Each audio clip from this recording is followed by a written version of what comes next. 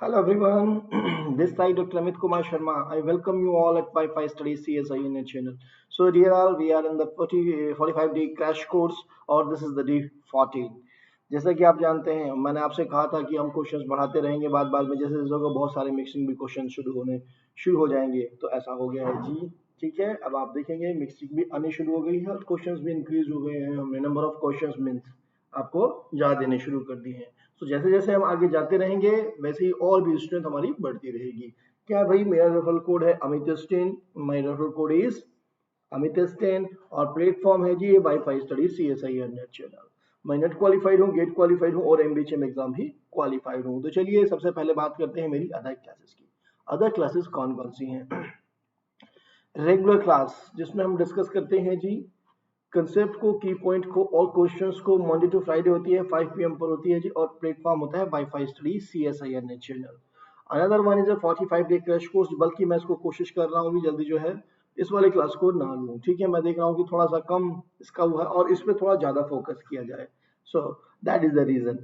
सो 45 day crash course, इसमें सिर्फ questions discuss किए जाते हैं थी और मैं देख रहा हूँ कि मैक्सिमम जो कि देखिए एग्जाम के लिए, एग्जामिनेशन पॉइंट ऑफ व्यू के लिए इंपॉर्टेंट होता है practice of the questions. So that means क्यों ना क्वेश्चंस को बढ़ा दिया जाए भाई, उसके भी जो हम उसमें क्वेश्चंस डिस्कस करते थे, why not we have to be include in this way. So I will try to do this thing, ठीक है ना। सो क्वेश्चंस ही क्वेश्चंस होते हैं जी, मंडे टू फ्राइडे होते हैं, 11:30 AM पर होता है जी और प्लेटफॉर्म होता है wifi study C S I R net channel. So चलिए जी, wifi study C S I net platform पे ये क्या है पहले तो ये भी जान लें। WiFi study C S I R NET एक यूट्यूब पर एक चैनल है। यानी कि मुझे जहाँ भी जो भी अपनी सारी वीडियोस आप लोगों को भेजनी हो, आपको देनी हो या रखनी हो कहीं प्लेस पे, तो मैं उन सबको प्लेस पे रखूंगा WiFi study C S I N NET channel के।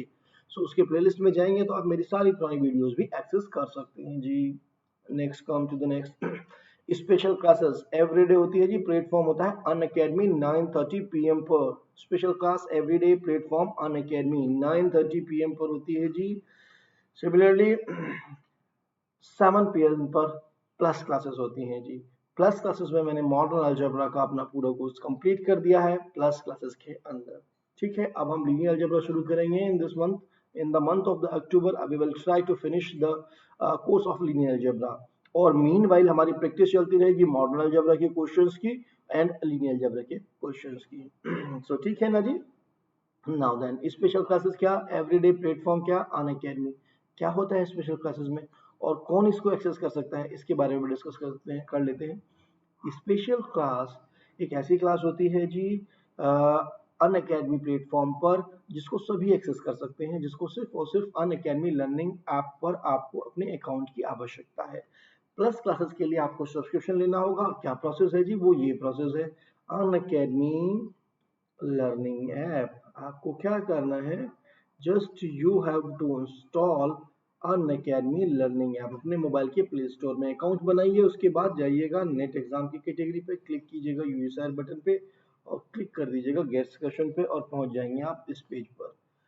जैसे ही आप इस पे पहुंचेंगे, यहाँ डिटेल दी गई 1 month subscription, 3 month, 6 month, 12 month और 24 मंथ सब्सक्रिप्शन की डिटेल दी गई है जी। ठीक है ना जी।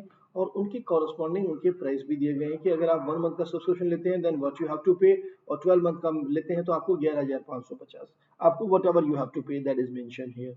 बट सर साइड में क्या है, अगर आप इधर देखते हैं तो देखेंगे कि प्राइस में डिफरेंस आ गया है, जबकि मंथ में नहीं, ये भी 12 मंथ का, ये भी 12 मंथ का, but price are different. So that means ये कैसे हुआ, ये हुआ जी छोटे से गिफ्ट पैक के बराबर में लिखे हुए नंबर से। वो क्या है, that is A referral code Amit S10, Amit S10। आप इस रेफरल कोड का यूज कर सकते हैं जी। इस रेफरल कोड के यूज करने से आपको ये डिफरेंस नजर आ जाएगा जी, जो कि 10% का है एट एवरी प्लेस। ओके ना, दैट इज डिफरेंट। तो चलिए, रेफरल कोड का यूज भी कर लिया और आपका मन भी कर गया होगा कि जल्दी से हम ले लें। बेनिफिट्स में और डिस्कस कर देता हूँ। आप सभी एजुकेटर की क्लास एक्सेस कर सकते हैं, जो भी वाईफाई स्टडी हो या किसी अदर चैनल पे हो। अन अकेडमी के किसी भी चैनल पर अगर आपका जो है एजुकेटर पढ़ा रहा है तो आप उसकी सभी की लाइव क्लासेस ले सकते हैं, उनके सभी के पीडीएफ नोट एक्सेस कर सकते हैं। ठीक है, अगर मैं अपने कहूँ, जो मैं अपने लिए बोल रहा हूँ वही सब बातें सबके लिए हो जाएंगी। ठीक है ना बेटा। मॉक टेस्ट में आप आ सकते हैं, मेगा क्वेश्चंस को आप लगा सकते हैं। सो बहुत सारी चीजें दीज आर द हियर। तो चलिए अब मूव करते हैं नेक्स्ट क्वेश्चन पे। भाई नेक्स्ट स्लाइड हमें क्या इंफॉर्मेशन देती है जी। नेक्स्ट स्लाइड है जी CSIR, लास्ट फॉर्मल स्लाइड होती है हमारी स्टेट JN एग्जाम पैटर्न के बारे में, how to manage CSIR note और book list of the CSIR mathematical sciences exam. तो ठीक है जी ये चीजें हो गई आपके पास, मैनेज कर लीजिए आप जो है। सेकेंडली ये तो देखिए इंपॉर्टेंट है सभी के लिए, दोनों चाहे ओल्ड स्टूडेंट है या न्यू स्टूडेंट है, बट इसमें सिर्फ ओल्ड स्टूडेंट न्यू स्टूडेंटों के लिए ये। और this you have to know कि भाई हमारे पास कौन कौन सी बुक है जो कि एग्जाम में होनी चाहिए, एग्जाम से पहले हमारे पास होनी चाहिए, जिनकी जरूरत पड़ सकती है। तो चलिए अब हम बात करते हैं जिसके लिए हम हैं यहाँ पर, क्वेश्चंस के लिए।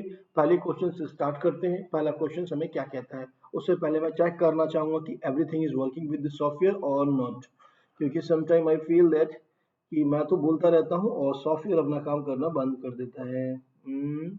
Yes now it's working, there is no problem. So चलिए ना, yeah the first question is that let R be a non zero ring, यानी कि आज ऐसा ना हो कि रिंग खुद ही जीरो हो, इसने पहले ही बोल दिया है आपको। क्या बात कह दी है जी, R is a non zero ring. R is non zero ring, पहला पॉइंट, क्योंकि जीरो रिंग की अलग बात होती है, नॉन जीरो रिंग। उसके बाद दिया है इसने ये कंडीशन, हमें क्या कंडीशन दी है जी, x cube is equal to x for all x belongs in R. This quantifier is important. Then the characteristic of R is, तब आपसे पूछ लिया गया है जी कैरेक्टरिस्टिक बता दीजिए इस रिंग R की क्या होगी, that is the only question. So sir कैसे देखें, हम कैसे देखें, सबसे पहले आप ये देखिए कि कब ये आपके पास आइडेंटिटी दे देगा। सो अगर आप इससे निकाल के लेके आते हैं, you will get that is nothing, that is X square is equal to identity for all X belongs in R. आ गया जी हमारे पास X square is equal to identity for all X belongs in R. चलिए, ऐसा कौन सा ring होता है जिसमें हर एक एलिमेंट या तो ऑर्डर 2 का हो या फिर आइडेंटिटी 1 ऑर्डर का हो, ठीक है। सो ऐसा कौन सा रिंग होता है जी, हम सिंपली देख सकते हैं, such a rings R, this is isomorphic to Z2 into Z2 into Z2। Okay, चाहे सिंगल ले लूं, चाहे डबल ले लूं, चाहे ट्रिपल ले लूं, और कैसे ही मैं ये क्रॉस प्रोडक्ट करता चल रहा हूं टी टाइम्स, ठीक है, देयर इज नो प्रॉब्लम।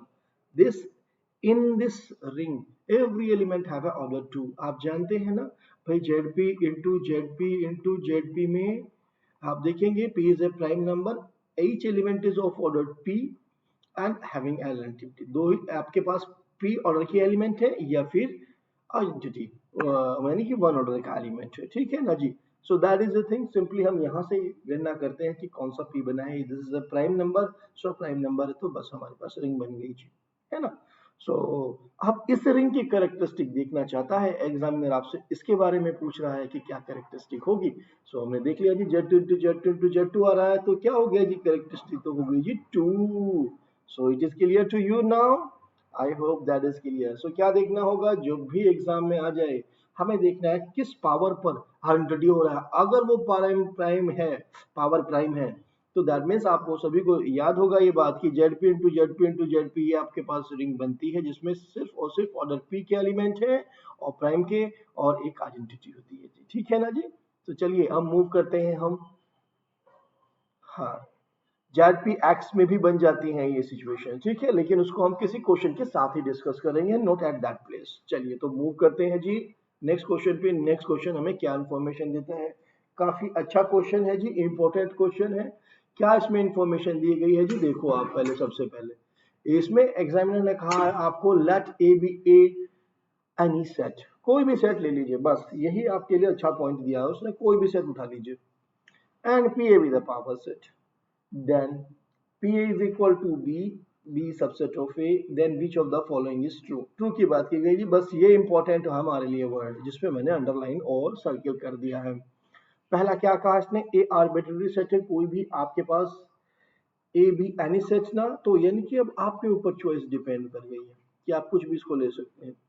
सो इसने कहा कि power set of A is equal to 5। मैंने सबसे पहले क्या लिया, फर्स्ट ऑप्शन के लिए अपने, व्हाट आई एम डूइंग, मैंने कहा कि a इज इक्वल टू 5। अगर मैं a इज इक्वल टू 5 भी लेता हूं, then power set of a की जो कार्डिनलिटी होगी that will be greater than, that will be equal to 1। That means power set में कौन सा एलिमेंट आ जाएगा, सिंगलटन 5 आ जाएगा जी।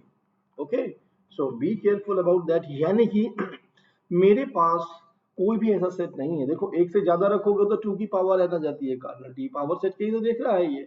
सो इसने कहा क्या, power set is equal to 5 for some A. 5 नहीं होगा जी, इसमें एक एलिमेंट होगा, लिस्ट एक एलिमेंट होगा। सो इसका मतलब पहली बात क्या हो गई जी, फॉर सम के लिए कहा था, ये बात तो गलत हो गई जी, हमें ट्रू की बात पूछ रहा था तो गलत हो गई। Now come to the second one, P A is finite for some. हाँ जी चलिए, अगर हम टू की तरफ अप्रोच करते हैं तो हमने कहा कि ठीक है जी, ए के पास जो है सिर्फ दो एलिमेंट है, एक ए और एक बी, दो एलिमेंट हमने ले लिए। तो पावर सेट क्या हो जाएगा जी, the power set will be equal to, A हो जाएगा आपके पास सिंगलटन, बी हो जाएगा जी आपके पास 5 भी हो जाएगा जी, और क्या हो जाएगा जी, ए कॉमा बी। यानी कि टोटल कितने एलिमेंट आ गए, 4 एलिमेंट आ गए। 2 की पावर n एलिमेंट होते हैं पावर सेट में तो ना जी। सो कितने हो गए, इसके पास हो गए जी 4। तो साइड कैसा आ गया जी, फाइनाइट आ गया। इसने सम के लिए कहा था, इसका मतलब power set of A is what, finite for some A. ये भी ट्रू स्टेटमेंट हो गया है जी हमारे पास। एक ऐसा दो एलिमेंट वाला पावर सेट कितने बनेंगे, पावर सेट उसके पास। अब इसने क्या कहा है आपके, which of the following is true पूछा है ना about the power set of A. So now then P A is countable set for some A. सो अब आप नोटिस कीजिए, इसी सेट के लिए आप सेम सेट ले लेते हैं तो फाइनाइट आया है ना, ये भी आपके पास काउंटेबल हो गया है जी। अब लास्ट वाला ऑप्शन देखिए, इसमें क्या दिया गया है, power set of is uncountable, P A is uncountable set for some A.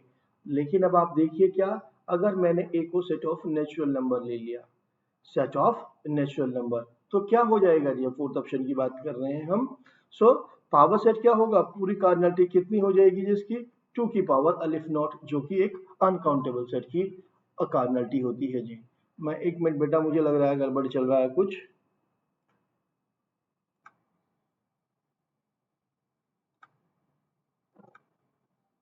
Yes जी, चलिए, कुछ बेटा यहाँ दिक्कत आ रही है सॉफ्टवेयर में ना, मैं इसको चेंज ही करूंगा मुझे लग रहा है।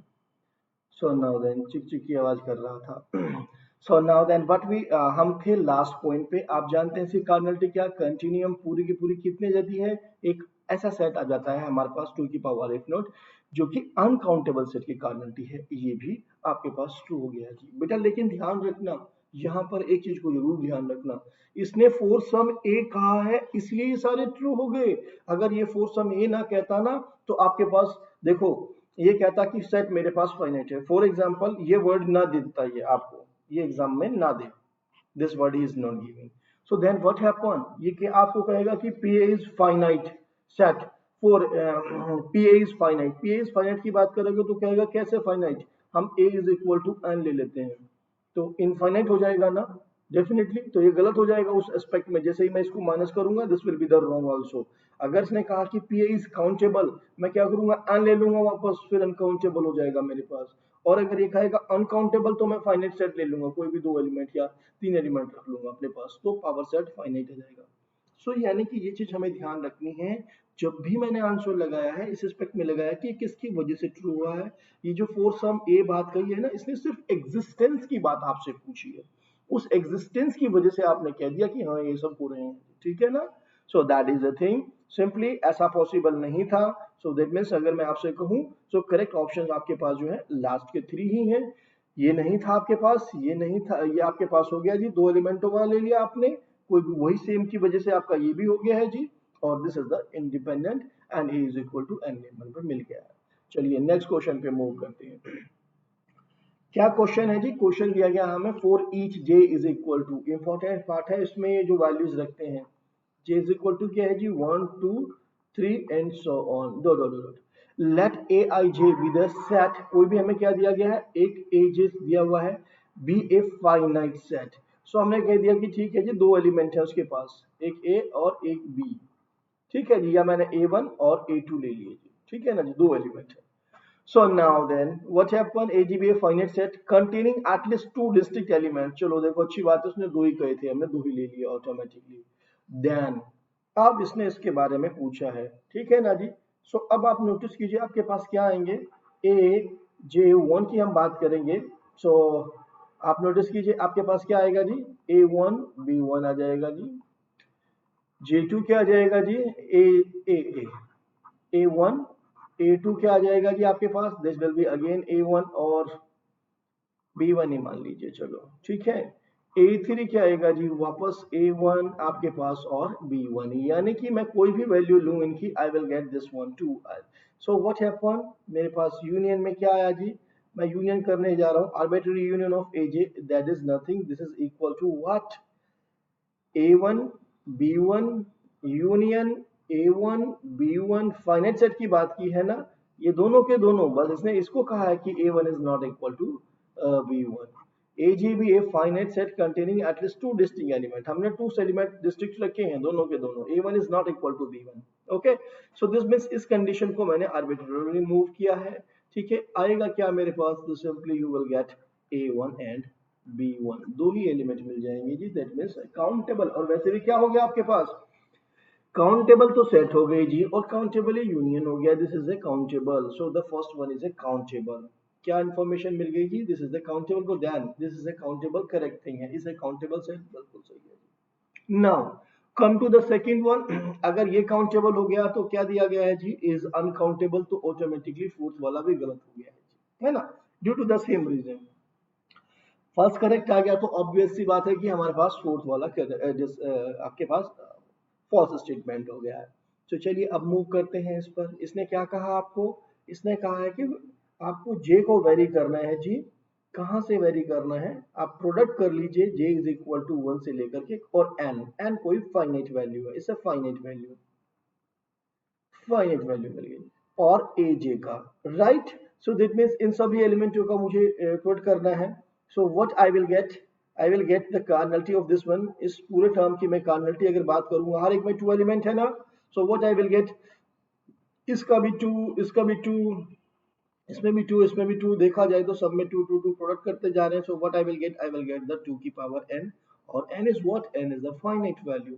सो इसका मतलब क्या मिल गया, I am getting a finite set, कितना है, N element, so I am getting a finite set. तो मैंने कह दिया कि ठीक है जी, this is nothing, that is A J dash.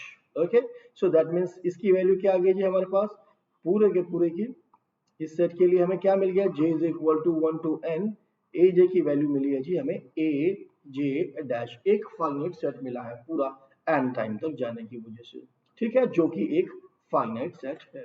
अब फाइनाइट सेट है तो अब हमें इसके ऊपर क्या करना है, we have to be operate union, n is equal to 1 to infinite, now I am going to operate the union, इसके ऊपर हमने यूनियन ऑपरेट कर दिया। सो ये फाइनाइट सेट था, फाइनाइट सेट के ऊपर आपने काउंटेबल यूनियन किया है, देखो सेम यूनियन यूज किया है आपने। सो व्हाट हैपन, यहाँ पर भी तो काउंटेबल यूनियन किया था, this will B countable, this will B countable. So countable union of countable set is a countable. अब आपके पास क्या हो रहा है, ये तो अनकाउंटेबल लिखा है जी, इसका मतलब ये स्टेटमेंट हो गया जी फॉल्स, ठीक है। So that is the reason. चलिए चलते हैं अब लास्ट थर्ड वाले पे, थर्ड वाले में क्या क्या दिया गया है जी, अब नोटिस कर लीजिएगा जिसने क्या कहा आपको, इसने यहाँ पर ये चेंज कर दिया, इसने इसको इनफाइनाइट की तरफ मूव कर दिया, यानी कि फाइनाइट सेट ले लिया है उसको आपने, यही वापस सेट ले लिया A1 इन सबको, कितने इनफाइनाइट तक मल्टीप्लाई करना है आपको, that means what you will get, 2 into two into two two two two, आप कहाँ तक जा रहे हैं, इनफाइनाइट सेट की क्वांटिटी है, चलिए हमने मान लिया अलिफ नॉट की बात कर रहे हैं। सो दैट मीन्स सिंपली अब मैं कहूँ कि जितने भी हैं कोई भी थे इनफाइनाइटली मूव कर रहे थे, this will get the at least this one. और किसकी कार्डिनलिटी है ये, this is the cardinality of the uncountable set, uncountable set. तो इसका मतलब इस सेट में क्या आएंगे प्लॉट करने के बाद, अगर ये आप जो है का प्रोडक्ट जो है इनफाइनाइटली मूव कर रहे हो, सो व्हाट हैपन, फाइनाइटली पे तो आपके पास फाइनाइट सेट आ गया था, लेकिन अगर इनफाइनाइट मूव किया तो दैट व्हाट हैपन, आपके पास अनकाउंटेबल सेट आ गया जी, और ये भी ट्रू हो गया है जी। यानी कि पूरे अगर मैं क्वेश्चंस में एनालिसिस करूं, simply first and third is the correct and rest is not. Hope that is clear to all of you. मैं सिर्फ कंक्लूजनली आपको यहाँ पर यही कहना चाहूंगा, जब भी कभी क्वेश्चन है हमारे पास, हमें क्या ध्यान रखना है, हमें जो छोटे छोटे पॉइंट्स दिए हुए हैं ना, पहले तो देखो कि कैसे वेरी कर रहा है, जे की वैल्यू क्या है 1 2 3 4 5, ठीक है चला जा रहा है, ओके। फिर देखो यूनियन है और कहाँ कहाँ, जैसे कि इसमें देखो, इसमें तो कार्टेशियन प्रोडक्ट एन तक के लिए किया गया और यहाँ पर इनफाइनाइट के लिए मूव किया। सो ऐसे छोटे से बेसिक पॉइंट्स को हमें ध्यान रखना है। बेटा मैं एक बार चेक करूंगा everything is going on okay और नॉट, फिर हम नेक्स्ट क्वेश्चन पे मूव करेंगे। Yes, everything is going on. Okay. So now then, come to this one, the next question. What is that? The next question is let n be a 3 cross 3 non zero. पहले ही बोल दिया है जी examiner ने, जो matrix है मेरे पास वो है non zero with the property n cube is equal to 0. Which of the following is या are true? ये हमें बताना है कि कौन सा ट्रू है या नहीं है. क्या कहा पहले तो एन बी ए 3 क्रॉस 3 मैट्रिक्स. तो इंफॉर्मेशन को नोट डाउन कर लीजिए. एन को कह दिया है जी एन इज 3 क्रॉस 3 और n is not equal to 0. Non zero matrix बोला है, ठीक है, जीरो नहीं है वो, ठीक है, क्योंकि जीरो की अलग नेचर होती है जी. साथ साथ दिया क्या है विद द प्रॉपर्टी कि n cube is equal to 0. इससे क्या इंप्लाइज हो गया जी हमें, the n is a nilpotent matrix. This implies that n is nilpotent matrix. nilpotent matrix. तो भाई ये इंफॉर्मेशन हमें मिल गई. ऐसी मैट्रिक्स जिसकी कोई पावर n करने पे हमें वो जीरो मैट्रिक्स मिल जाए तो हम उसे कहते हैं कि वो मैट्रिक्स हमारी nilpotent मैट्रिक्स हो गई. अब हम इसके बारे में बहुत सारी प्रॉपर्टी जानते हैं, जैसे कि lambda is equal to 0 is the only eigenvalue, is the only eigenvalue of nilpotent matrix. nilpotent matrix. तो हमें क्या मिल गया जी lambda is equal to 0 is the origin. यानी कि अगर जीरो ही है तो इसका मतलब क्या हो गया जी अल्जेब्रिक मल्टीप्लिसिटी जो है आपके पास लैम्डा इज इक्वल टू 0 की कितनी आ गई जी 3 आ गई. ठीक है ना जी. बस इससे बहुत सारी इंफॉर्मेशन मिलेंगी बेटा आपको. पहली हमें इंफॉर्मेशन ये पता होती है, दूसरी इंफॉर्मेशन ये आपको पता लग गई जितनी भी लैम्डा इज इक्वल टू 0 की उतनी मल्टीप्लिसिटी होगी अलजेब्रिक मल्टीप्लिसिटी जितना इसका मैट्रिक्स का ऑर्डर है. सिंपल सी बात ये है. सो आ गई जी हमारे पास. उसके बाद जब हमारे पास लैम्डा इज इक्वल टू 0 है और हमने कह दिया कि nilpotent भी, हम जानते हैं this matrix is not diagonalisable. Third पर ये कुछ प्रॉपर्टीज हैं जो सीधी यहाँ हुई है. या nilpotent matrix non zero nilpotent matrix is not diagonalisable. लिख लीजिएगा नॉन जीरो. जीरो होती तो डायगोनलाइजेबल हो जाती जी, ठीक है, इसीलिए उसने पहले ही बोल दिया है आपको कि that is not equal to zero. Zero नहीं है. नॉन जीरो nilpotent इसमें जुड़ा है. nilpotent matrix is not di not diagonalizable. So not diagonalizable, so that means not similar to a diagonal matrix. इसने क्या implies कर दिया, implies and is not similar to diagonal matrix. तो अब अपने आप ऑप्शंस लगा दीजिए. पहला क्या हो गया जी, this is N is not similar matrix, not similar to diagonal matrix. Correct हो गया है जी आपके पास first one, right. Second N is similar to, गलत हो गया है जी दोनों के ऑप्शन. लास्ट ऑप्शन की तरफ चलते हैं, उसके बाद हम चलेंगे थर्ड पे. N has 3 distinct eigen vector. अगर इसके पास 3 डिस्ट्रिक्ट आइगन वेक्टर्स हो गए ना जी तो इसका मतलब ज्योमेट्रिक मल्टीप्लिसिटी अलजेब्रिक मल्टीप्लिसिटी के बराबर इक्वल हो जाएगी और मैट्रिक्स डायगोनलाइजेबल हो जाएगी. बाय प्रॉपर्टी हम जानते हैं दिस इज नॉट डायगोनलाइजेबल. और ये नॉट डायगोनलाइजेबल है, इसका मतलब ये फॉल्स स्टेटमेंट हो गया जी, कभी ऐसा नहीं होगा. So this is a wrong statement, right. N has an one non zero eigen vector. बिल्कुल इसको आपको देखो आपको चेक करना होगा और सिंपली इसके लिए आपको मैट्रिक्स कंस्ट्रक्ट करनी होगी. What will be the such matrix, simply आप कंस्ट्रक्ट कर सकते हैं जी 0 0 0 1 0 0 0 1 एंड 0 0 0. ठीक है जी. This is the nilpotent matrix जो कि आप नोटिस करेंगे n cube is equal to 0 दे देगी आपको. ठीक है ना. This is the nilpotent matrix, such nilpotent matrix. और यहां से आप वेक्टर निकालने के लिए चलेंगे क्योंकि जीरो के रेस्पेक्ट में निकाल रहे हैं लैम्डा इज इक्वल टू 0 तो सेम मैट्रिक्स रहेगी. सिंपली आपको क्या करना है x1 x2 और x3 का मल्टीप्लाई कर लीजिएगा and put them equal to 0. You will get your answer कि आपको सिर्फ एक ही वेक्टर मिला है इसमें. x1 is only the arbitrary vector, right. x2 x3 की वैल्यू आपको मिल जाएगी. So that is the reason कि आपके पास एक ही वेक्टर मिलेगा. ठीक है. So this is the correct one. ठीक है ना. चाहे तो मैं कर भी सकता हूं but I don't think so कि इसकी जरूरत है. यहां से आप अपने आप इसको कर लेंगे. चलिए मूव करते हैं नेक्स्ट क्वेश्चन पे. नेक्स्ट क्वेश्चन हमें क्या इंफॉर्मेशन देता है जी. Yes this is also the net में आया हुआ क्वेश्चन है. Which of the following set of functions are uncountable. भाई देखो, पहली बात तो की है इसने सेट की, और वो भी फंक्शन की, अनकाउंटेबल की बात की है। यानी कि मुझे जो ये सेट दिए हैं इसमें वो देखना है मुझे जिसमें मेरे पास कार्डिनलिटी जो है, यानी कि फंक्शन जो है, टोटल फंक्शन जो है मेरे पास ऐसे आ रहे हैं जो कि मैं कहूँ या तो फाइनाइट ना हो या काउंटेबल ना हो। ठीक है ना, टोटल नंबर ऑफ फंक्शंस को देखना है मुझे। तो सिर्फ पहले वाला, अगर मैं फर्स्ट की बात करता हूँ, जो फर्स्ट है मेरे पास, मुझे कहा गया है f is a mapping from set of natural number two the 1 and 2, यानी कि इमेजेस या तो 1 आएगी या 2 आएगी। हम जानते हैं टोटल फंक्शन के बारे में फॉर्मूला क्या होता है जी। टोटल फंक्शन कहाँ से, ए से बी के ऊपर जो होते हैं, that is nothing, that is equal to what. So total जो फंक्शंस होंगे that will be cardinality of B upon cardinality of the A, यानी कि cardinality of the codomain of the function की power cardinality of the domain of the function की power. ठीक है जी। तो इसकी कितनी कार्डिनलिटी, इसकी कार्डिनलिटी की बात करेंगे, दिस इज 2, और इसकी कितनी, अलिफ नॉट। सो देखा जाए तो टोटल फंक्शन जाएंगे, यानी कार्डिनलिटी ऑफ फंक्शन कितनी हो जाएगी जी, 2 की पावर अलिफ नॉट। सो ये कैसा सेट हो गया है जी, 2 की पावर अलिफ नॉट जो कार्डिनलिटी है, this is a cardinality of the uncountable set. Uncountable set, और क्या चाहिए था जी, which of the functions uncountable, तो पहला तो हमारा पास करेक्ट हो गया है जी, अनकाउंटेबल हो गया, हमें कोई दिक्कत नहीं है, दिस इज ए अनकाउंटेबल। ठीक है ना जी, आप लिख भी सकते हैं, अनकाउंटेबल हो गया। अब सिमिलरली हम सेकंड के पास चलते हैं जी।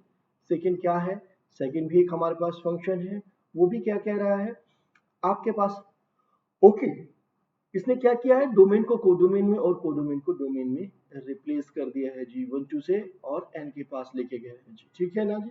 So that means similarly by the same rule हम टोटल फंक्शन फाइंड आउट, क्योंकि पूरे उसमें मुझे सेट में फंक्शन ही फंक्शन है और मुझे टोटल फंक्शन की तरफ ही अप्रोच करना है। ये क्या हो गया जी, अलिफ नॉट की पावर 2 हो गया जी, this is what, aleph naught across aleph naught. ये भी काउंटेबल सेट की कार्डिनलिटी, ये भी काउंटेबल सेट की कार्डिनलिटी, और cross product, finite cross product of the countable set is countable. So ये कैसा हो गया जी, दिस इज ए काउंटेबल। तो हमारा आंसर तो नहीं रहा, चूंकि हमें पूछ रहा था काउंटेबल के बारे में, ये क्या हो गया है जी, काउंटेबल।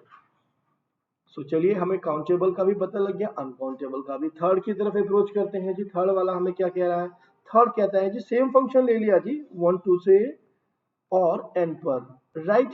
सो टोटल फंक्शन तो पहले निकाल लीजिए, अभी आपने निकाले थे, टोटल फंक्शन कितने आ गए थे जी, अलिफ नॉट क्रॉस अलिफ नॉट। ठीक है ना जी, काउंटेबल आ गए थे, लेकिन साथ में इसने क्या दी, कंडीशन दे दी। अरे भाई, कंडीशन दे दी तो इसका मतलब क्या हो गया, हमारे पास जो सेट बने हुए थे, जो टोटल फंक्शन थे, ये तो टोटल फंक्शन थे ना, that was the total function. Total function में से जो आपने कंडीशन निकाली है, उसके बाद जो बचेंगे वो उसके सभी सेट तो बचेंगे। जब ये आपका सुपर सेट ही, मतलब पूरा सेट ही काउंटेबल है, तो डेफिनेटली उसके subset will be the countable. So no need to analyse this thing, simple सा वे है भाई, हमारे पास सेट काउंटेबल है तो उसका सबसेट भी काउंटेबल होगा, क्योंकि काउंटेबिलिटी की बात की थी। सो इसका मतलब क्या हो गया जी, ये ऑप्शन भी गलत हो गया, क्योंकि अनकाउंटेबल के बारे में पूछ रहा है, दैट इज व्हाट, काउंटेबल। छोटी सी कंडीशन डाली है, रिस्ट्रिक्शन डाला है, तो कोई फर्क नहीं पड़ता जी, उससे सबसेट निकलेगा। ठीक है ना, दो एलिमेंटों पे। अब आते हैं जी हम अपने नेक्स्ट ऑप्शन पे। The next option is the fourth option. Fourth option हमें क्या कहता है जी, इसने कहा एफ मेरे पास फंक्शन है, कहाँ से, सेट ऑफ नेचुरल नंबर से जी। ओके, ये तो देखा जाए फर्स्ट वाले से हम देख लिया, फर्स्ट वाले की तरीके से लेके आ गया है जी। फर्स्ट वाले में कितने थे टोटल फंक्शन, हमने निकाले थे, टोटल थे हमारे पास 2 की पावर अलिफ नॉट। ठीक है ना जी, टोटल थे हमारे पास टोटल अलिफ नॉट, जो कि अनकाउंटेबल सेट था। और इसने क्या किया, वापस रिस्ट्रिक्शन यानी कि एक कंडीशन डाली है उसके ऊपर। तो सबसेट, अब सबसेट के बारे में हम कुछ नहीं बोल सकते जी, सबसेट काउंटेबल भी हो सकता है, सबसेट अनकाउंटेबल भी हो सकता है। ठीक है ना जी, सो कुछ भी नहीं बोल सकते हैं। तो लेकिन यहाँ पर हमें चेक करना होगा, अगर वो काउंटेबल होता तो फिर कोई दिक्कत नहीं थी, लेकिन अब हमें क्या देखना होगा, एक बार देख लीजिए आप, क्या है आपके पास सिचुएशन। भाई सेट आपके पास एन है, इसमें डोमेन में आपके पास एन एलिमेंट पड़े हुए हैं, नेचुरल नंबर सारे के सारे, 1 2 3 4 हमने डाल दिया। और इधर क्या है जी, कंडीशन है 1 और 2, राइट। अब आप नोटिस कीजिए, आपने क्या कंडीशन दी है, कंडीशन दी गई है जी f(1) लेस और इक्वल टू f(2), यानी कि मैं कहूं कि f(1) के ऊपर कंडीशन दे दी गई है जी, वो दैट विल बी लेस और equal to images of f2। f1 की इमेज हमेशा ही लेस और इक्वल होगी f2 की इमेज के, यानी कि उसके अलावा किसी और एलिमेंटों पे तो कोई कंडीशन नहीं डाली गई। हर एलिमेंट के पास क्या क्या दो दो चॉइसेस हैं। सो मैट्रिक्स दो दो दो कितनी चॉइसेस हैं आपके पास, तो this is nothing that is equal to again 2 की पावर अलिफ नॉट चॉइसेस हैं इनके पास। सो व्हाट हैपन, हर एक एलिमेंट का कोई कंडीशन नहीं है ना, इधर भी जा सकता है, इधर भी जा सकता है, इधर भी जा सकता है, इधर भी जा सकता है, दैट मीन्स हर एक एलिमेंट के पास चॉइसेस ही देखते हैं बेटा फंक्शंस में आप, ठीक है। So what exactly you are doing, two की पावर अलिफ नॉट हो गया है जी आपके पास। So that means what happen, again आपके पास अनकाउंटेबल सेट मिल गया, अनकाउंटेबल सेट की कर्नलिटी मिल गई। So what happen, this is the uncountable, so this is also the correct answer. Hope this is clear to all of you, ये भी net में आया हुआ है जी, आपको काफी लोगों को मालूम भी होगा इस बारे में। तो चलिए, ये क्वेश्चन बहुत बार पूछता रहता है एग्जामिनर, कभी सीक्वेंस बना के कभी फंक्शन बना के। चलिए नेक्स्ट क्वेश्चन पे, नेक्स्ट क्वेश्चन हमें क्या इन्फॉर्मेशन देता है उससे पहले लेकिन मैं एक बार ये चेक कर लूँ कि सब कुछ ठीक ठाक भी चल रहा है सॉफ्टवेयर के साथ या नहीं चल रहा है। यस, सॉफ्टवेयर के साथ काफी कुछ ठीक चल रहा है जी, आई थिंक दिक्कत नहीं कर रहा है अभी तो। अच्छा है, वेरी गुड, ना ही करे तो अच्छा है ना जी। सो हमें क्या दिया गया है जी, हमें एक मैट्रिक्स दे दी गई है और मैट्रिक्स में भी हमें क्या कहा है जी, ये आप नोटिस कर सकते हैं यहाँ पर दिया गया है जी, T X one X two X three, notice कीजिएगा, T of x1, x2, x3 dot dot dot x7 is mapping on, अच्छा x7, s6 और x1 पर मैप कर दिया गया है जी। Which of the following statement are true? True के बारे में पूछा है जी। देखो जी, मन आपका तो कर रहा होगा कि सीधा सीधा 7 टू R7 पे, क्योंकि ट्रांसफॉर्मेशन है तो सबसे पहले हमें डोमेन कोडोमेन को देखना चाहिए, R7 से R7 के ऊपर गया है। ओके जी। सो बहुत सारे तरीके होते हैं इसे वर्कआउट करने के, कि हम सबके सबकी इमेजेस बना लें बस, तो वो भी अच्छा वे होता है, शॉर्टकट वेज भी हैं, तो दोनों को हम डिस्कस करेंगे। पहले आप मैट्रिक्स बना लेते हैं और फिर मैं उसको आपको शॉर्टकटली भी समझाऊंगा। अगर मैंने कहा कि स्टैंडर्ड बेसिस के लिए मैं बना लेता हूँ उसको मैट्रिक्स को, दैट मीन्स 1 0 0 0 और मैंने 0 ले लिया जी, तो what happen, this will become simply 0 0 0 0 1। और अगर मैं मैट्रिक्स कंस्ट्रक्ट करने के लिए जा रहा हूँ, सो द कॉलम में लिखते हैं तो matrix will be what, the matrix will be in this form. जो मेरे पास पहला वेक्टर आएगा, एक मिनट,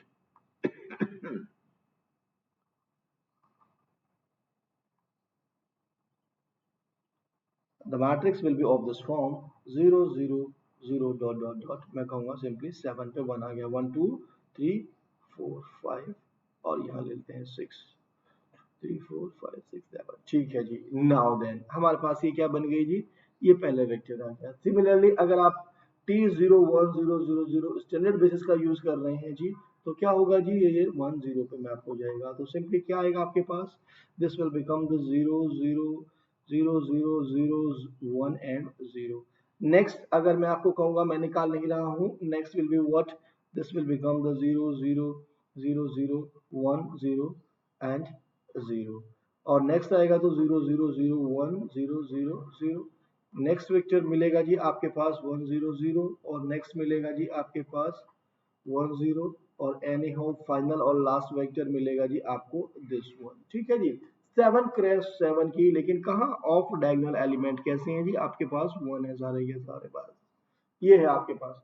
तो मन कहेगा क्या कि ठीक है सर, ये तो जो है आपके पास आइडेंटिटी मैट्रिक्स बन जाएगी जी, नहीं ऐसा कुछ भी मत सोच लेना बिल्कुल भी, ठीक है। ये ऑफ डायगोनल्स पे 1 रखे हुए हैं जी। सर क्या है इंफॉर्मेशन ये, अब इस मैट्रिक्स का सर हमें स्क्वायर करके देखना पड़ेगा क्या, इसने कहा है कि किसी भी इवन पे या इसकी पावर 7 पे हमारे पास आइडेंटिटी आ रहा है। सो नोटिस कीजिए बेटा, देखो क्या है, ऑड ऑर्डर की है ये, दिस इज 7 × 7 मैट्रिक्स, ठीक है, इस चीज को ध्यान रखिएगा। मैंने 3 एलिमेंट यहाँ से ले लिए, मैंने क्या ले लिया, x1 x2 और x3, इमेजेस कहाँ जाएगी, x3 x2 और x1 पर, ठीक है ना। ऑड ऑर्डर की थी इसलिए मैंने 3 लिए, इवन की होती तो मैं 2 से भी चला लेता काम।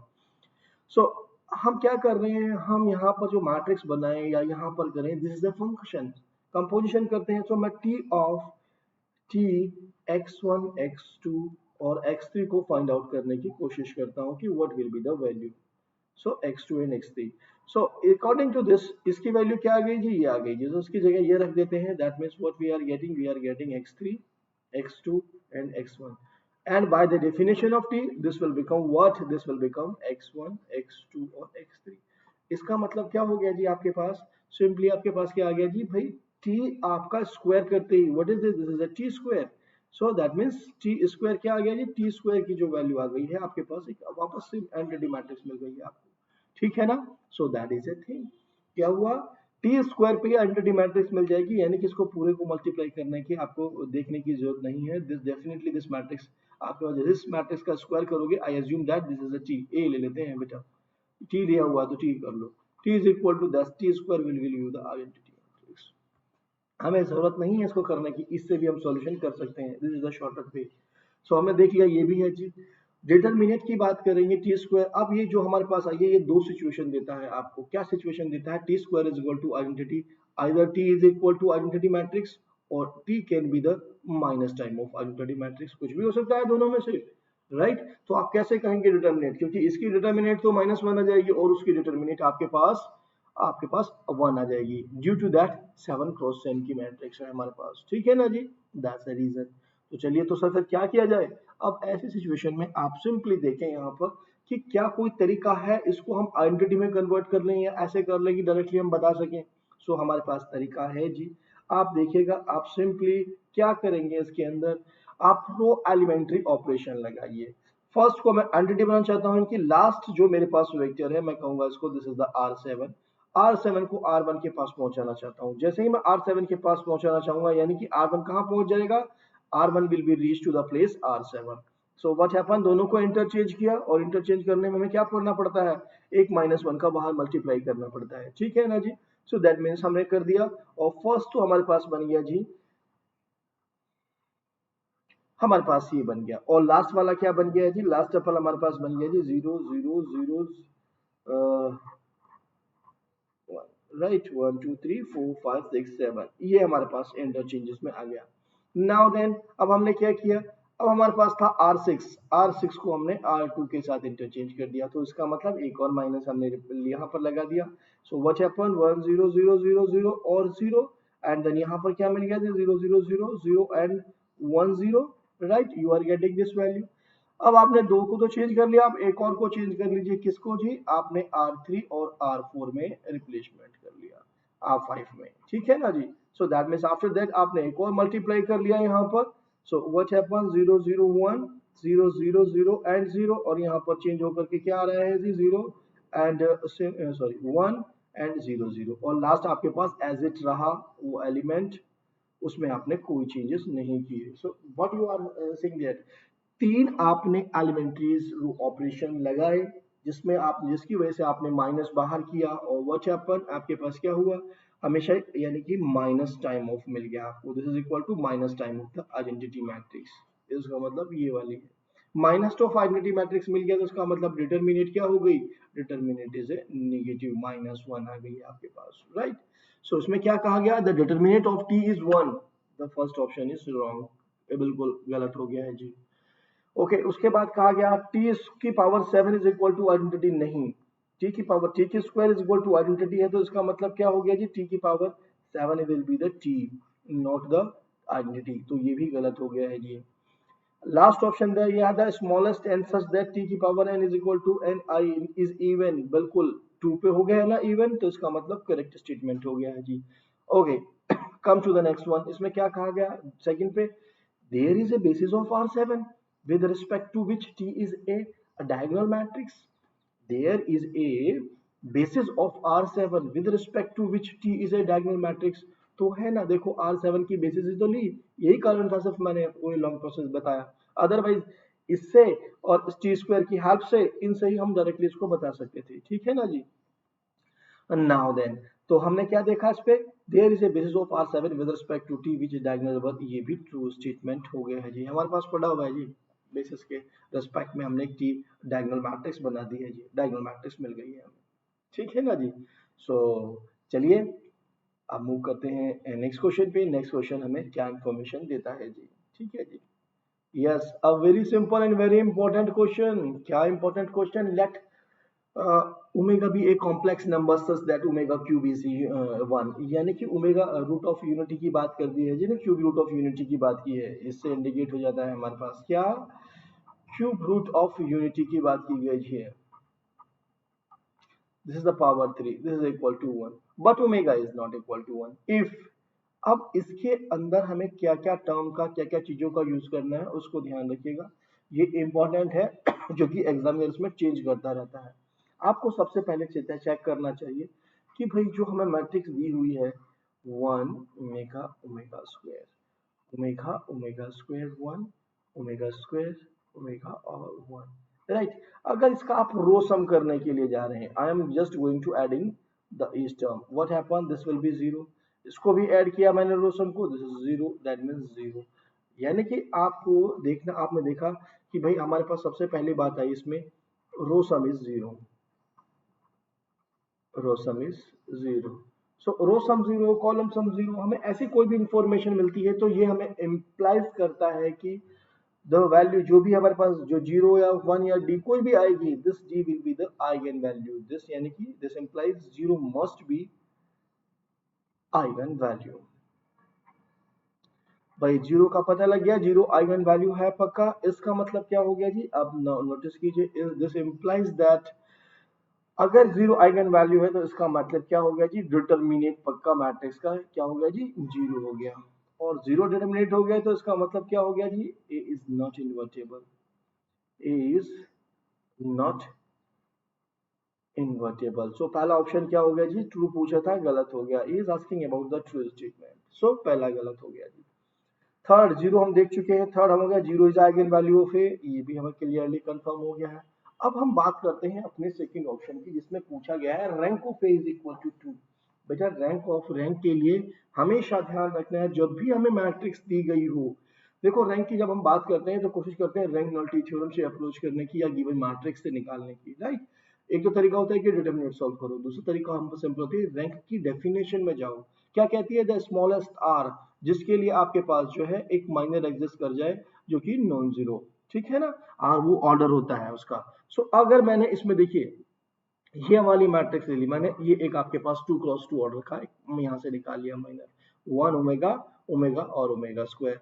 सो मैंने जैसे ही इसकी डिटरमिनेंट निकालना कोशिश की, that is this giving me zero. But अगर मैंने ये वाला ले लिया, ये वाला part, what happen, that means omega square 1 omega और 1। अगर मैं इसका डिटरमिनेंट निकालने चलता हूं, so I am getting omega square minus omega which is not equal to zero. Okay, this means एक माइनर ऐसा एग्जिस्ट कर गया है किसका, 2 क्रॉस 2 ऑर्डर का, ओके, कि जिसका जिसका डिटरमिनेंट नॉन जीरो है, तो यही this will be the rank. So इसका मतलब क्या हो गया जी, इसकी rank 2 is a correct option, right. Okay, अब हम चलते हैं अपने लास्ट ऑप्शन पे। हमें ये भी पता लग गया रैंक 2 है इसके पास, हमें ये भी मालूम हो गया कि जीरो आइगन वैल्यू है इसके पास, और ये भी पता लगा कि डिटर्मिनेंट इसकी जीरो है तो नॉट इन्वर्टेबल है। अब आप चलिए rank plus nullity, rank of A plus nullity of A is equal to dimension, dimension कितना आ रहा है जिसका, 3 आ गया है जी, dimension of the domain, right. 3 cross R3 से R3 के ऊपर मैट्रिक्स थी, this was a matrix which is obtained from R3 to R3। Okay, now then, so rank आपको पता लग गई जी 2 प्लस, यानी कि नल्टी की वैल्यू क्या आ गई जी, विच इज इक्वल टू, यानी कि नल्टी आ गई जी आपके पास सिंपली 1, है ना। यानी कि एक ऐसा वेक्टर है नॉन जीरो वेक्टर जो कि जीरो पे मैप हो रहा है। अब आप यहाँ पर देखिए इसने क्या कहा, there exist linearly independent vectors, एक से ज्यादा लीजिए दो वेक्टर्स जो उसने कहा कि जीरो पे मैप हो रहे हैं। सो that is a wrong thing, ये ट्रू नहीं हो सकता है, ठीक है ना। हाउएवर आप चाहें तो उसको रिड्यूस करके, इस मैट्रिक्स को रिड्यूस करके x1 x2 की मल्टीप्लाई करके भी देख सकते हैं, but no need, we have an answer, that's the reason. Okay, hope that is clear to all of you. चलिए अब मूव करते हैं नेक्स्ट क्वेश्चन पे, और नेक्स्ट क्वेश्चन पे जाने से पहले मैं एक बार जरूर चेक करूंगा कि everything is working here properly और not. Yes, the things are going on to be smooth. तो चलिए मूव करते हैं हम नेक्स्ट क्वेश्चन पे। नेक्स्ट क्वेश्चन हमें क्या इन्फॉर्मेशन देता है जी, वेरी सिंपल क्वेश्चन, क्या सिंपल है जी, 4 cross 4 matrices with real entries दी गई हैं। सबसे पहले तो हमें क्या कहा है, जो एक मैट्रिक्स ए है वो 4 क्रॉस 4 का है।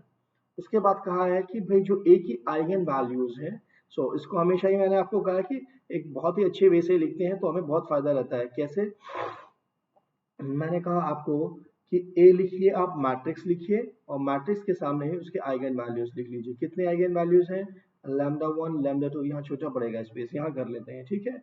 हमने मैट्रिक्स लिखी ए और उसके कॉरस्पॉन्डिंग आइगन वैल्यूज कितनी है, एक है आपके पास लैम्डा 1 की वैल्यू, और lambda 2, lambda 3 और lambda 4, this is the matrix. A लिए तो हमारे पास क्या थे जी, -1 1 2 और -2। अब हमें बी दूसरा मैट्रिक्स दिया गया है बी। बी किसके टर्म में लिखा गया है, इसी के। सो द बी की वैल्यू क्या है जी हमारे पास, the value of B is nothing, that is A to the power 4 minus 5 A square plus 5, that is the matrix. B की वैल्यू क्या आ गई जी, ए की power 4 minus 5 A square plus 5, ये हमें बी दिया गया है। ओके उसके बाद पूछा गया है जी then which of the following statement are correct, कौन सा स्टेटमेंट करेक्ट है जी। तो भाई देखो सबसे पहले ए की अगर आइगन वैल्यूज पता है तो हम बी की आइगन वैल्यू को निकाल सकते हैं, क्योंकि बी ए के ही कॉम्बिनेशन में लिखा हुआ है, ठीक है ना जी। सो चलिए लिख देते हैं, lambda is equal to 1 put करेंगे, what happen, this will be the positive one, this will be the negative and then this will be the positive, this is a 1, we are getting 1। In the similar fashion, when we will put 1, this will become 1 minus 5 and then plus 5. This is again 1. So when I am going to put 2, so this is what? 2 की power 4, यानी कि 2 4 दूनी 8 दूनी 16, 16 minus कितना हो गया, 4 पंजे 20 और प्लस कितना आ गया जी 5, 16 5 21 और minus 20, that is equal to again 1। So again 1 and जब हमने लास्ट में लास्ट वैल्यू पुट की -2, दिस इज अ 16, अगेन आपके पास 20, दैट मीन्स 5 इवन पावर से, सो अगेन 1। सो आपने नोटिस क्या किया यहाँ पर कि सारी की सारी आइगन वैल्यूज बी की 1 है। ओके तो अब आप नोटिस कर सकते हैं यहाँ इसने क्या कहा, determinant of A plus B. A plus B अगर मैं करूंगा तो ए प्लस बी को आप सिंपली यहाँ पर देखेंगे, ए प्लस बी का जो आइगन वैल्यूज आ रही है इसी से पता लगेगा डिटरमिनेट इन्हीं का प्रोडक्ट होगा। तो फर्स्ट आइगन वैल्यू क्या आ जाती है जी 0, अगर 0 आ गई तो ए प्लस बी का इसने क्या कहा, डिटरमिनेट इज इक्वल टू 0। तो डेफिनेटली या कुछ भी वैल्यू आते रहे डिटरमिनेट तो क्या हो जाएगा, ए प्लस बी का 0 हो जाएगा जी। So that means correct statement तो है जी, पहले वाला तो करेक्ट है जी। इसके बाद इसने क्या कहा, determinant of B is equal to 1। देखो बी हमने निकाल लिए, बी के सारे आइगन वैल्यूज पढ़े, इन सब का प्लॉट करेंगे तो क्या मिलेगा डिटरमिनेट, ये भी ट्रू स्टेटमेंट है जी कि डिटरमिनेट जो बी का आया है वो भी 1 है। अब हम थर्ड की बात करते हैं, trace of A minus B. अगर मैं ए माइनस बी निकालने लगूं तो बच्चा लोग चेक कीजिएगा, भाई पहले को तो कोई फर्क नहीं पड़ा लेकिन दूसरे में देखिएगा आपके पास क्या आ गया है जी, 0 आ गया है। ट्रेस पूछा है लेकिन इसने निकालने ही पड़ेंगे मुझे। सो ए माइनस बी किया है, A minus B, this is a -2, this is a 0 and that is a 1 and that is a minus कितना आ गया आपके पास 3, राइट। सो -1 और -2 मिला, ठीक है, this is a getting 0, that is a 1 and that value is a -3। So now then इसने क्या पूछा, trace of A minus B 0 नहीं आ रहा है जी 0, दिस इज नॉट अ 0। सो इसका मतलब ये स्टेटमेंट तो गलत हो गया है जी। अब इसने कहा कि trace of A plus B, तो यानी कि ऐड कर लीजिए, this is what, this value is 2, this value is 3 and this value is what, this value is -1। So trace अगर हम जोड़ते हैं तो वाकई में हमारे पास क्या आता है ट्रेस, दिस इज अ 4। सो ये भी करेक्ट है जी। सो यानी कि मल्टी सिलेक्शन क्वेश्चन था, आंसर थे, ऑप्शन थे इसके पास, हमें 3 ऑप्शन सही मिले हैं, ए और बी और डी, यानी कि 1 2 और 4th ऑप्शन इसके करेक्ट है जी, ठीक है ना।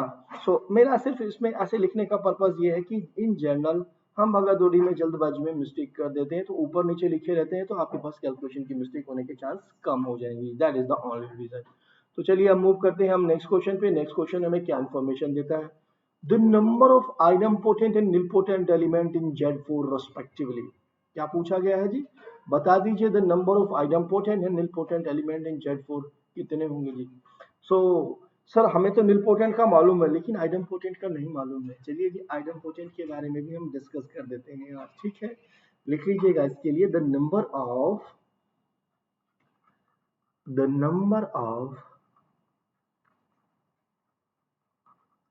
idempotent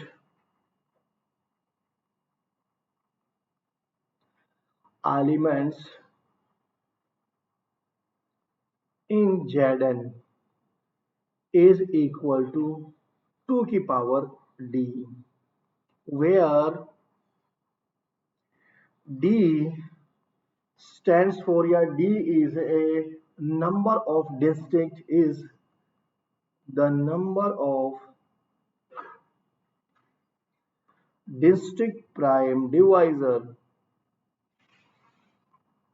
distinct prime divisor, right।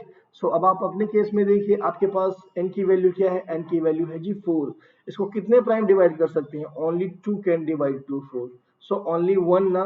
सो इसका मतलब d की वैल्यू क्या हो गई जी, 1 हो गई। मुझे नंबर से मतलब है जी यहाँ पर, ठीक है।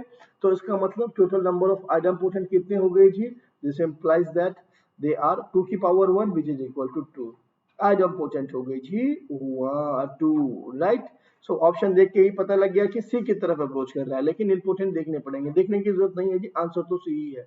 क्योंकि अगर इसमें नन ऑफ दीज होता तो हमें सोचना पड़ सकता था। तो ये तो श्योर हो गया कि आइडम्पोटेंट 2 है, तो ऑप्शन तो सी है। लेकिन चलिए निलपोटेंट के बारे में भी हम फॉर्मूला जान लेते हैं कि what is the formula for the nilpotent, right. So हमें सेकंड दिया गया है nilpotent element in Z4, right. The number of, लिख लीजिएगा, the number of nilpotent the number of nilpotent elements in Zn are always less or equal to n minus phi n, n minus phi n। so n कितना 4, phi n कितना minus, आप कितनी बात करेंगे भाई इसकी, phi of 4 is what 2, so that is equal to 2। इसका मतलब आपके केस में लेस और इक्वल टू 2 होंगे, राइट ना। तो चलिए कौन कौन से हैं हमें ये चेक कर लेते हैं, क्योंकि सिर्फ अपर बाउंड का पता होता है, या फिर ये पता हो कि ये नंबर स्क्वायर फ्री है। अगर ये n स्क्वायर फ्री होता तब इसके पास कोई इंपॉर्टेंट नहीं होता, नॉन जीरो, जीरो तो हमेशा ही होगा। सो आप देखिए Z4 में कौन कौन से एलिमेंट, 0 1 2 और 3। हमें निलपोटेंट के लिए क्या देखना है, a की power n is equal to 0, यानी कि कोई एक ऐसा एलिमेंट जिसकी कोई पावर करने पर 0 मिल जाए, दैट इज द थिंग। सो हमने क्या किया, एन a की पावर 0 रख के रखा हमने। What exactly we are getting, notice कीजिए, या 0 लिया हमने, 0 की पावर 1 किया, we are getting 0।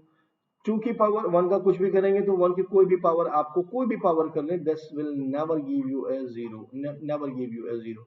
Now then हमने क्या किया, 2 की तरफ अप्रोच की, 2 की पावर 2 किया, that is again equal to 0 due to the modulo. और 3 की कोई भी पावर की आपने, that is again not equal to 0, यानी कि 0 और 2 आपको मिल गए, यानी कि दो आइटम निलपोटेंट मिल गए। सो यानी कि आंसर क्या आ गया जी, करेक्ट 2 ही हो गए हैं हमारे पास, ठीक है ना जी। So that is the thing and that is the two formulas जो कि हमेशा हमें ध्यान रखनी चाहिए, ठीक है ना जी। नंबर ऑफ आइडम्पोटेंट के बारे में और नंबर ऑफ निलपोटेंट के बारे में। लेकिन ध्यान रखिएगा एक और चीज, अगर ये n क्योंकि हमें सिर्फ अपर लिमिट पता है, अपर बाउंड पता है, अगर ये n आपके पास स्क्वायर फ्री हो गया, Zn में अगर ये n आपके पास जो है स्क्वायर फ्री है, तो आपको दिक्कत नहीं है, उसके पास सिर्फ जीरो ही निलपोटेंट होता है, एक ही निलपोटेंट होगा, उसके अलावा कोई भी नॉन जीरो एलिमेंट निलपोटेंट नहीं होता है। सर स्क्वायर फ्री नंबर कौन सा होता है, एक ऐसे नंबर को आप स्क्वायर फ्री कहते हो जो कि डिवाइड ना हो किसी भी प्राइम के स्क्वायर से, never divisible by the prime square, ऐसे नंबर को हम स्क्वायर फ्री कहते हैं। सो फॉर एग्जांपल आप ले लीजिए Z6। इसके अंदर सिर्फ जीरो आइडम्पोटेंट है, जबकि जीरो डिवाइजर देखोगे तो कितने हैं, जीरो भी है, टू भी है, थ्री भी है और फोर भी है, चार जीरो डिवाइजर्स हैं, लेकिन इम्पोर्टेंट सिर्फ और सिर्फ जीरो है और कोई नहीं है, right. So be careful about that. हो सकता है नेक्स्ट टाइम आपको एग्जामिनर क्या दे, 30 दे दे, हो सकता है नेक्स्ट टाइम आपको 3 सत्ते 200 210 दे दे, तो ये ऐसे नंबर है, सब स्क्वायर फ्री नंबर है बच्चा, ठीक है ना। तो स्क्वायर फ्री नंबर है, सो दैट मीन्स इनके पास निलपोटेंट नहीं होता है, इनके पास सिर्फ जीरो ही निलपोटेंट है और कोई नहीं है। सो ये हमें याद रखना चाहिए। चलिए मूव करते हैं नेक्स्ट क्वेश्चन पे। नेक्स्ट क्वेश्चन हमें क्या इंफॉर्मेशन देता है, the number of irreducible quadratic polynomial over Z5 are. भाई इरिड्यूसिबिलिटी की बात की है, सबसे पहले तो उसको समझने की कोशिश कीजिए क्या कह रहा है आपको। ये कह रहा है क्वाड्रेटिक, क्वाड्रिक हमें बात कर रहा है। सो नोटिस कीजिए हमारे पास क्या होता है, अगर हम क्वाड्रिक की बात करते हैं तो A X square plus B x plus C, ऐसा पॉलिनॉमियल बनता है हमारे पास, हाँ ठीक है ना, क्वाड्रेटिक पॉलिनॉमियल। अब इसने कहा है, उसमें कंडीशन कर दी एड मोनिक, सो मोनिक होना चाहिए, यानी कि that has to be the one, A should be one. तो इसका मतलब this will become X square plus B x plus C, और किस पे निकालना है पॉलिनॉमियल, यह है ओवर, आपको निकालना है जी Z5 के ऊपर, ठीक है जी। और उसमें भी पूछा क्या है, नंबर। अब हम, आप देखोगे इसके अंदर, इसके लिए भी 5 चॉइस हैं, इसके लिए भी 5 चॉइस हैं, ठीक है। सो दैट मीन्स आपके पास 25 पॉलिनॉमियल ऐसे बनने वाले हैं, उसमें से आपको निकालने हैं कौन कौन से इरिड्यूसेबल हैं. That is a way, that is a work in this question. But क्या सर कोई शॉर्टकट तरीका, क्या कोई हमारे पास फॉर्मूला है? तो आंसर आता है जी यस वी हैव. अब आप देखो, अगर ये पॉलिनॉमियल बनाने चलोगे आप तो क्या क्या बन जाएंगे, एक एक्स स्क्वायर बन जाएगा, एक B x plus sorry x plus आपके पास 1 बन जाएगा, एक एक्स स्क्वायर प्लस एक्स बन जाएगा, एक x square plus 2x plus 1 बन जाएगा, एक x square plus 3x plus 1 बन जाएगा. नंबर ऑफ यानी कि 25 पॉलिनॉमियल मुझे बनाने पड़ेंगे और फिर मुझे ढूंढना ही पड़ेगा.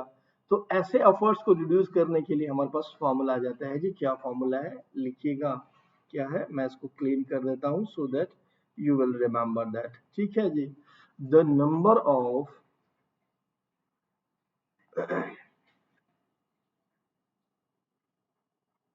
the number of irreducible quadratic monic polynomial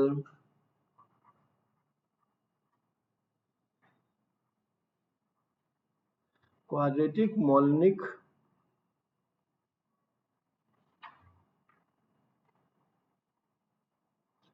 over Z. आपको मैं सिंपली पी पे बात कर दी है, जेड पी के ऊपर कितने होंगे जी, that is equal to simply P into P minus 1/2. तो अगर हमारे पास आंसर की बात करें तो हमारे केस में पी की वैल्यू कितनी है जी 5. तो that means 5 minus 1/2 which is equal to 10. तो 10 इज द करेक्ट ऑप्शन. लेकिन अगर एग्जामिनर इरिड्यूसिबल की बजाय रिड्यूसिबल पूछ ले आपसे, सो आप टोटल निकालोगे, टोटल में से फिर इरिड्यूसिबल घटाओगे. तरीका तो ये भी है, ठीक है. लेकिन कौन आपके पास, क्या कोई फॉर्मूला भी हो सकता है? तो बिल्कुल जी हमारे पास फॉर्मूला भी हो सकता है. What is that? The formula is that one, the number of, आपके पास क्या आ जाएगा जी, the number of reducible. Note कर लीजिएगा बच्चा पार्टी. रिड्यूसेबल आपके पास क्या निकाल, reducible quadric monic polynomial, quadratic monic polynomial over Z P. कितने हो जाएंगे जी, पी पी प्लस 1/2. ठीक है जी. इसी दोनों के एनालिसिस से आपको एक और रिजल्ट निकल के आता है. वो क्या रिजल्ट निकल के आता है जी, कि हमेशा जब भी रिड्यूसेबल होंगे वो ज्यादा होते हैं आपके पास, रिड्यूसेबल पॉलिनॉमियल जो है आपके पास ग्रेटर एंड इक्वल टू होते हैं इरिड्यूसेबल पॉलिनॉमियल से. ठीक है ना जी.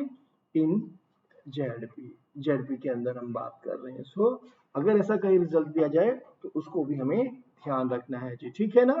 सो चलिए, आप लोग देख रहे थे wifi study CSIR net channel पर 45 डे क्रैश कोर्स में काफी सारे क्वेश्चंस को आपने काफी कुछ सीखा होगा. क्वेश्चन से कुछ प्रीवियस ईयर के क्वेश्चंस थे, कुछ फार्मूला बेस्ड क्वेश्चंस थे, और कहीं कहीं पर हमें किसी पर्टिकुलर की पॉइंट पे मेजर फोकस करना था. ठीक है ना. आप सभी लोगों का मैं स्वागत भी करता हूं अपनी स्पेशल क्लास में, जो कि हम लोग जो है अनअकैडमी पे लेते हैं. जैसे आपको अनअकैडमी लर्निंग ऐप पर अपना अकाउंट बनाना होगा सिर्फ. ठीक है ना. सो लाइक कीजिए wifi study CSIR net channel को.